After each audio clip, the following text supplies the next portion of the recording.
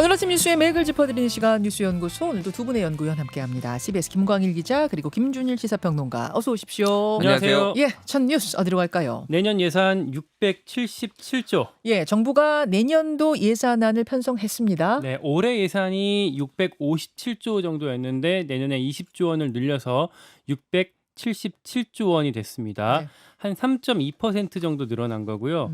2년 연속으로 좀 비교적 짜게 편성했다, 이렇게 분석이 많이 되고 있어요. 예. 올해가 2.8% 증가됐던 거였는데 요거는 재정 통계가 정비된 2005년 이후에 최저치였거든요. 올해도 그거랑 좀 크게 벗어나진 않았고요. 참고로 윤석열 정부가 출범하고 처음 편성했었던 작년 예산 때는 5.1을 늘렸었거든요. 그때보다는 좀 한참 낮은 수준으로 지금 되고 있다 볼 수가 있겠습니다. 보통은 경기가 안 좋으면 확장 재정, 그러니까 돈을 많이 풀고, 경기가 좋으면 긴축 재정인데 지금 사실 경기가 안 좋은데 긴축 재정을 택한 건 이유가 있겠죠? 아무래도 지금 재정 건전성에 좀 우선순위를 뒀기 때문인 것 같아요. 예. 그러니까 국가 채무가 빨간불이다, 뭐 이런 얘기인 거고, 윤석열 대통령 같은 경우에는 이렇게 밝혔습니다. 지난 정부가 5년 동안 400조 원 이상의 국가 채무를 늘렸다. 그래서 지금 이렇게 부담이 되는 거다라고 어떤 면에선 전 정권 책임으로 좀 돌렸고, 이번 정부에서 이번에 특히나 그나마 세출 구조조정하면서 뭐 예산을 좀 절감했다, 이런 얘기들을 하고 있습니다. 예. 다만 그런 것도 있긴 하지만, 그러니까 조세 수입, 그러니까 세수가 확 줄었다는 점이 또 있어요. 얼마나 세금이 덜 거쳤죠? 당장 작년에는 예상했던 것보다 무려 56조 원이나 덜 거쳐서 뭐 역대급 세수 펑크다, 이렇게 했었는데 지금 올해는 더 심각하거든요. 이미 상반기까지 집계를 했을 때 작년 거보다도 이미 한 10조 원 이상이 덜 거쳤다. 어허. 라고 하기 때문에 그런 상황에서 증세는 안 하면서 건전재정 달성하겠다, 이 목표를 지키기 위해서 예산을 좀 짜게 편성한 거 아니냐, 이렇게 좀 볼 수가 있겠습니다.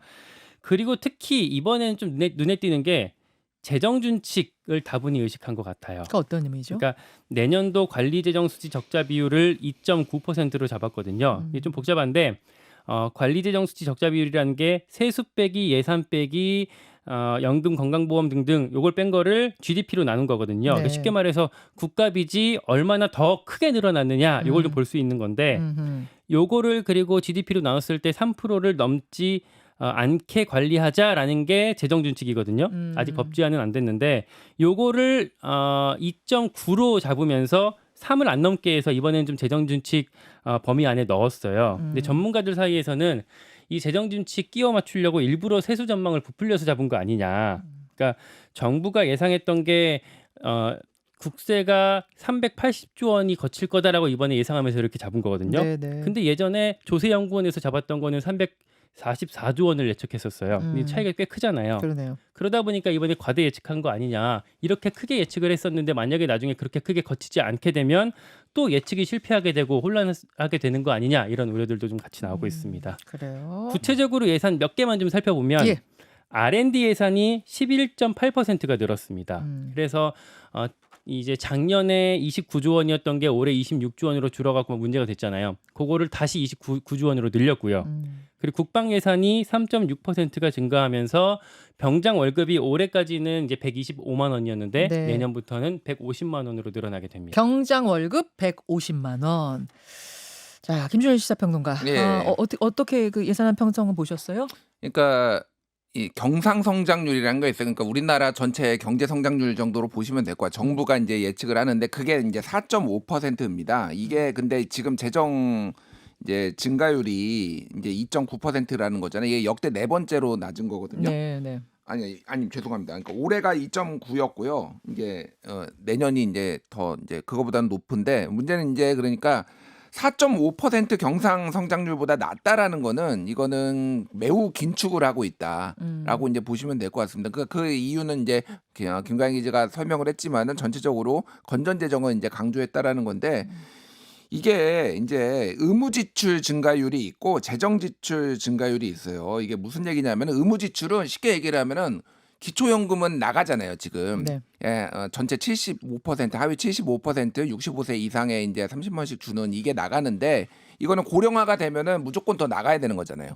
그러니까 이런 거는 정부의 재량이 없는 거예요. 그러니까 고정 비용으로 나가야 되는 게 5.2%가 늘었고, 정부가 재량을 가지고 하는 거는 0.8% 내년이 는다는 거예요. 이게 무슨 얘기냐면은 쉽게 얘기를 하면은 돈을 거의 안 쓴다. 그리고 정부가 예산을 가지고 개입할 여지가 거의 내년에 없다라는 거예요. 그러니까 여기에서 이제 논란이 벌어지는 거예요. 쉽게 얘기를 하면은 지금 자영업자 너무 안 좋다, 경기 침체다, 뭐 이런 얘기가 하는데 이럴 때는 기본적으로 정부가 어느 정도 돈을 풀어줘가지고 경기를 끌어올리고 그래야지 세금도 더 거치고 이게 이제 선순환 구조가 된다라는 거잖아요. 이 부분에 있어서 0.8% 지금 재정 지출 증가율 이거 가지고 지금 내년에 그럼 경제 운용할 수 있어? 너무 짜도 너무 짜다. 너무 타이트하다. 너무 타이트하다. 뭐 이런 내용들이 나오고 올해 이제 내년에 이제 뭐 예를 들면은 정부가 윤석열 정부가 공약으로 내걸었던 것들이 이제 대거 늘어나는 게 있어요. 예를 들면은 지금 165만 원인 병장 월급이 내년에 205만 원으로 오르고 육아휴직 급여 상환은 150만 원에서 250만 원으로 인상되고 뭐 이런 것들이거든. 이런 것들이 이제 윤석열 정부가 했다라는 거예요. 그러면은 사실은 어제 이제 안 밝힌 게 뭐냐면은 이게 늘어났으면은 어디서 깎여야 되거든요. 깎이는 세부 내역들은 사실 어제 안 밝혔어요. 그러니까 어딘가는 지금 이게 깎이는 게 나오기 시작하면은 비명 소리가 지금 굉장히 지난번에 R&D 예산 깎여가지고 이제 난리가 난 것처럼 그게 이제 본격적으로 이제 말들이 나올 거다라는 겁니다. 잠깐 넘어가기 전에 병장 월급이 아까 저 김관일 기자가 150만 원으로 내년에 늘어난다고 했는데 정확히 200입니까 150입니까 어느 쪽이 맞는 건가요? 두 분의 리포팅이 조금 엇갈려서요. 예, 요거 자산 형성 프로그램을 포함해 월급에다가 거기에다가 이제 미래에 그러니까 지금 이거를 그대로 현금으로 주는 게 아니라 나중에 나갈 때 이제 제대할 때 준다라는 걸로 저는 그렇게 알고 있거든요. 좀 더 확인해봐야 될 것 같습니다. 어쨌든 언론 보도에 따르면은 이제 205만 원으로 오른다. 뭐를 포함시키냐 안 포함시키냐에 따라 좀 다른 것 같네요. 내일 준비 지원금을 넣느냐 안 넣느냐에 따라서 오케이 알겠습니다. 그러니까 중요한 건 이거 같아요. 일단 첫 번째는 윤석열 대통령이 어제 400조 문재인 정부 때 400조 원이 빚이 늘어나가지고 이제 어렵다라는 건데 언제까지 이제 전 정부 탓을 할 거냐 이런 비판이 야당에서 나온 거 하나가 있고요. 또 하나는 올해도 지금 안 거치고 있어요. 작년에도 빚이 그러니까 세수가 안 거쳐가지고 한 56조 원 정도 안 거쳐서 난리가 났는데 올해는 작년보다도 10조 원이 상반기에 덜 거쳤어요. 네. 그러다 보면은 이제 이게 어떻게 될 것이냐. 그러니까 이거를 공격적으로 확장 재정을 해가지고 세금을 더 걷는 방식으로 할 것이냐 아니면은 세금이 안 거치니까 계속 허리띠를 졸라맬 것이냐 이거는 철학의 문제인데 이 부분이 이제 굉장히 이제 앞으로 논란이 될 것 같고요. 그러니까 가장 문제는 어쨌든 부자 감세 얘기가 안 나올 수가 없는 거예요. 결국은 그런 건전 재정을 하려면은 세금을 유지를 하든지 더 늘려가지고 해야 되는데 지금 계속 세수 펑크가 나는데 또 부자 감세할 거야? 이게 이제 앞으로 국회에서 좀 논란이 많이 될 것 같습니다. 알겠습니다. 이제 예산안 두고서 한동안 또 어떤 걸 깎는 거야, 어떤 걸 올리는 거야, 긴축이야, 확장이야 좀 시끌시끌 할 것 같습니다. 다음으로 가죠. 의대 증원 당정 갈등. 의대 증원 당정 갈등. 의대 증원을 내년도는 그대로 가고 그 다음의 것에 대해서는 다시 논의하도록 좀 유예하는 방안을 국민의힘이 용산에 제시했다가 거부당했다까지는 어제 알려드렸잖아요. 맞아요. 그 다음에 이야기가 어떻게 되고 있습니까? 대통령실에서 정부 방침에는 변화가 없다 이렇게 일축을 했고 이 상황에서 한동훈 대표가 다시 들이받았습니다. 더 좋은 대안이 있다면 더 좋겠다라고 페이스북에 써서 반격을 했어요. 그러니까 이 워딩 자체는 조금 완곡한 표현으로 썼지만 좀 갈등이 고조되는 분위기가 물밑에 여러 가지가 있습니다. 일단 이 제안이 어떻게 전달됐는지 다시 한번 정리를 드릴게요. 일요일 날 고위당정협의회에서 한동훈 대표가 공식 테이블은 아니지만 따로 전달한 것 같다라는 그 당정 참석자의 언급까지 제가 어제 전해드렸었잖아요. 근데 좀 더 구체적인 얘기가 나왔습니다. 한덕수 국무총리가 밝힌 건데 그 당정협의회 끝난 다음에 한동훈 대표가 나를 불러서 저 구석탱이 가서 둘이 좀 따로 얘기를 했다. 그리고 그때 제안을 들었고 내가 그래 저희도 생각해 보겠습니다. 라고까지 답을 했다라고 어제 공개적으로 밝혔어요.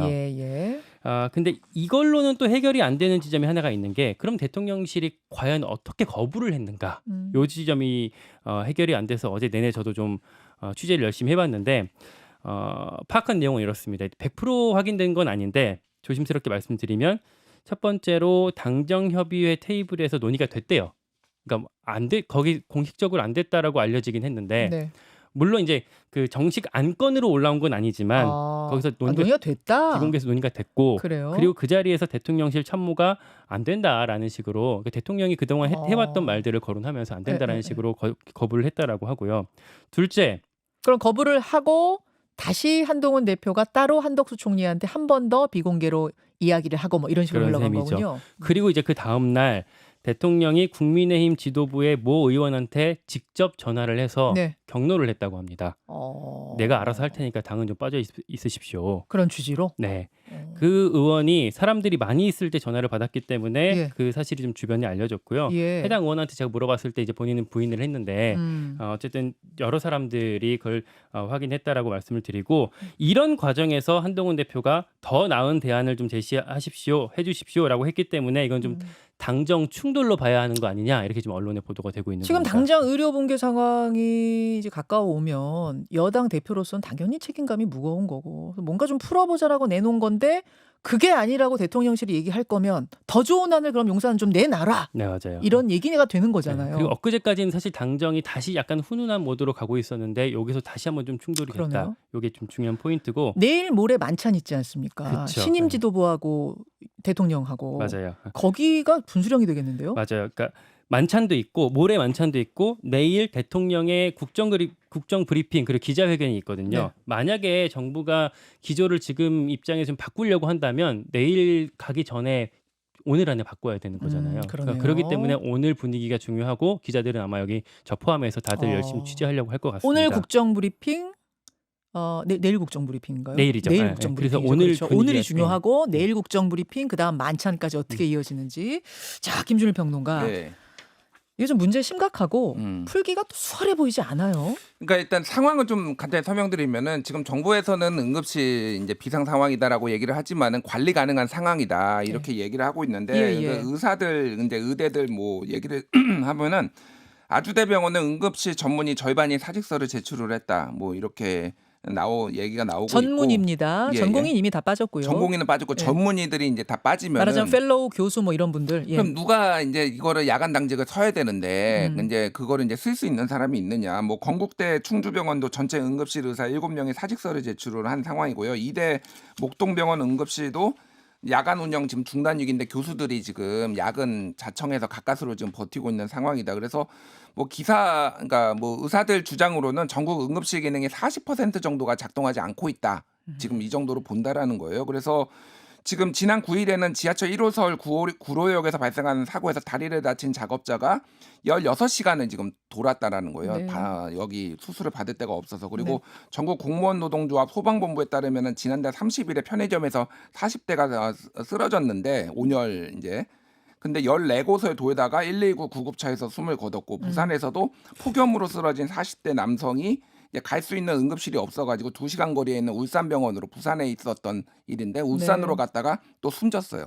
그리고 뭐 진천에서는 응급실 찾지 못해서 119에서 구급차에서 아이를 낳고 그러니까 정부가 생각하는 관리 가능한 것과 의사들이나 현장에서 보는 것과 이게 너무 다르다라는 거죠. 그게 이제 한동훈 대표 측이 언론 보도도 이렇게 많이 났고 한동훈 대표 쪽에 이제 간 것인데 그러니까 김관희 기자가 설명을 했지만 온도차가 너무 극심하다. 네. 이거는 정부 입장은 그냥 불법 행동이다. 의사들의 불법 행동에 대해서는 단호하게 대처해야 된다라는 거에 입장이 변함이 없고 이거는 저 행정부의 고유 권한이다. 근데 불법 행동이라는 것도 지금 얘기가 안 되는 게 사표 냈거든요. 예. 사표 내지 않은 상태에서 파업이나 휴업이면은 이게 불법이 될 수 있지만 지금 사표를 내버린 상태에서 이렇게 하면 사실 불법도 아닌 건데 그 파악이 어떻게 되고 있는 건지 모르겠어요. 그러니까 그 부분은 어쨌든 이제 정부의 입장이고 레토릭이라고 이제 네. 볼 수가 있는 건데 지금 어제 이제 굉장히 많은 단독 보도들이 쏟아져 나왔어요. 일단은 조선일보 같은 경우에는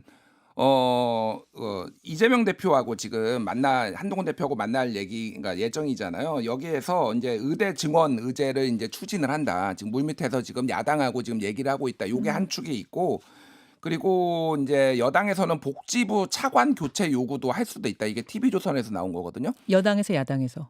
여당에서요. 여당에서. 예, 여당에서. 왜냐하면 박민수 복지부 2차관 같은 경우에는 지금 의료계에서 굉장히 이분을 지금 사퇴시켜야 된다라는 주장을 계속 해왔거든요. 그래서 그러니까 악마화의 어떤 뭐 장본인이다, 이 의사 악마화의 장본인이다 얘기를 도저히 할 수 있는 대화 파트너가 아니다 이런 거죠. 예, 뭐 그런 뭐 여러 가지 이제 의사들을 좀 악마화했다, 뭐 여러 가지 이제 감정선 상하겠다, 뭐 이런 현재 사태의 주범이다라고 봐서 그런데 그거를 정부는 절대 받을 수 없다라는 건데 여당이 할 경우에는 또 인사권을 가지고 이거를 얘기를 할 수 있느냐라면서 또 용산에서 또 네. 조금 경로할 가능성이 있는 거고. 지금 의사들은 중재안에 대해서 예전에는 즉각적으로 거부를 했지만은 전문의 대표나 전공의 대표들이 중재안에 대해서 입을 지금 다물고 있다라는 거는 검토를 해볼 수 있다. 지금 여당 쪽에서 좀 중재안 내고 있잖아요. 그래서 지금 소환 조사 받고 있는 지금 뭐 전공의 대표들이나 이런 사람들 많은데 어쨌든 그런 상황이에요. 결국은 그래서 금요일 날, 목요일 날 대통령이 이제 이 연금 개혁 얘기를 하면서 이것도 의료 개혁도 같이 얘기를 할 것인데 그리고 금요일 날 이제 한동훈 대표랑 만나잖아요. 네. 사실은 한동훈 대표를 먼저 만나야지 뭔가 조정이 되면서 대통령의 입장이 변할 수도 있는 거 아니냐 이런 건데 순서가 조금 바뀐 거 아니냐 뭐 이런 얘기가 나오지만 어쨌든 결국은 금요일 날 독대를 할 것이냐 이 문제를 정식으로 제기를 할 것이냐 이게 어떻게 용산이 정리를 할 것이냐 이게 되게 중요한 문제가 지금 돼버렸습니다. 그리고 여야 대표회담 지금 날짜가 잡혔다가 한번 이제 연기가 된 그 여야 대표회담에서도 이 의제가 올라가는 거 아닌가? 요런 얘기가 살살 들려서요. 잠시 후에 민주당의 진성준 정책위 의장 제가 인터뷰하는데 이 의제 양당인의 의제 안에는 없어요. 없는데 혹시라도 긴급하게 이거 올라갈 가능성은 없는지 질문해 보겠습니다. 다음으로 갈까요? 구하라법, 전세사기 특별법. 오늘 그 본회의에서 어떤 법들이 처리가 되는 겁니까? 일단 먼저 말씀을 드릴 게 네. 22대 국회가 개원한 지 3개월 만에 처음으로 여야가 합심해서 법을 통과시키는 날이 됐습니다. 오늘이. 네.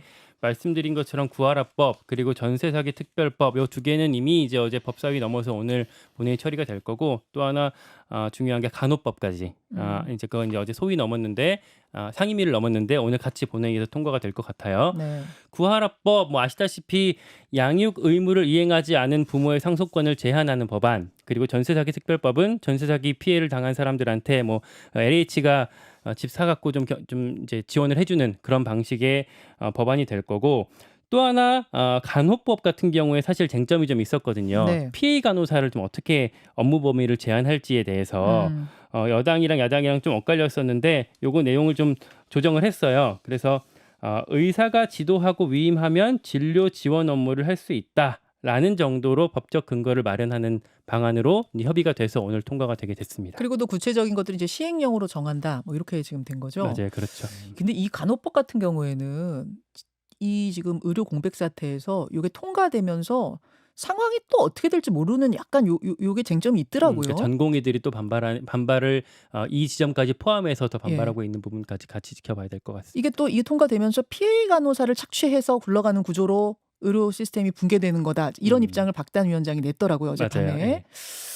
자, 이게 참 결국 보니까 이게 정말 쉽지가 않아요. 이 의료 공백 사태 푸는 해법이 예, 어떤 묘안들이 나올지. 일단 뭐 비쟁점 법안들은 빨리 통과를 시킨다라는 게 여야의 이제 입장이었고 간호법 같은 경우에는 이제 피해 간호사인 게 이게 업무의 범위와 그거가 의료 사고가 났을 때 책임 소재를 놓고 이게 좀 첨예하게 약간의 의견이 있었는데 결국은 정부 여당이 1년도 내다보지 못하고 거부권 행사하고 합의 안 했다가 이렇게 한 것이 이게 좀 책임 있는 이제 자세냐 뭐 이런 비판들이 좀 나올 수밖에 없고 방송사법 뭐 노란봉투법 이런 것들은 이제 합의가 안 됐거든요. 네네. 근데 우원식 국회의장이 최근에 방송사법과 관련해서 다시 한번 전체적으로 합의 어떤 논의의 틀을 한번 만들어보자. 지난번에도 한번 제안을 했다가 네. 양당이 거부를 해서 네. 안 됐잖아요. 다시 중재안을 좀 내려고 지금 하고 있어요. 방송사법 관련해서. 방송사법 관련해서 우원식 국회의장이 지금 그런 걸 냈거든요. 그래서 추후에 이제 이런 것들이 협상이 가능한지도 좀 봐야 될 것 같습니다. 알겠습니다.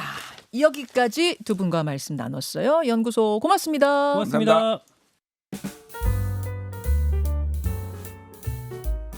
김현정의 뉴스쇼는 시청자 여러분의 참여를 기다립니다. 구독과 좋아요, 댓글 잊지 않으셨죠? 알림 설정을 해두시면 평일 아침 7시 10분 실시간 라이브도 참여하실 수 있습니다.